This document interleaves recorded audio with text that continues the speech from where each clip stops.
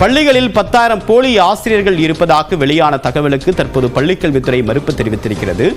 அண்மையில் தருமபுரி மாவட்டம் ஈராசிரியர் பள்ளிகள் ஒன்றில் ஒரு ஆசிரியருக்கு மாற்றாக தனியாக ஒருவரை நியமித்து அவருக்கு பதிலாக வேறொருவரை வைத்து பாடம் எடுத்ததாக வெளியான சர்ச்சை என்பது பெரிய அளவில் வெடித்தது. இந்த நிலையில் இதேபோன்று 10,000 ஆசிரியர்கள் போலியாக தங்களுக்கு பதிலாக வேறு ஒருவரை நியமித்து பாடம் எடுக்கப்படுவதாகவும் சம்பந்தப்பட்ட ஆசிரியர்கள் பள்ளிகளுக்கே வருவதில்லை என்றும் புகார் எழுந்தது. இது தொடர்பாக செய்திகள் வெளியான நிலையில் தற்போது பள்ளிக்கல்வித்துறை விளக்கம் அளித்திருக்கிறது. அதில் தருமபுரி மாவட்டம் ராமியாம்பட்டியில் தனக்கு பதிலாக வேறு ஒருவரை கொண்டு பாடம் நடத்திய ஆசிரியர் பாலாஜி தற்போது சஸ்பெண்ட் செய்யப்பட்டிருப்பதாகவும், அதே நேரத்தில் 10,000 போலி ஆசிரியர்களை கொண்டு இதேபோன்று பாடம் நடத்துவதாக வெளியான தகவலுக்கு தற்போது பள்ளிக்கல்வித்துறை மறுப்பு தெரிவித்திருக்கிறது.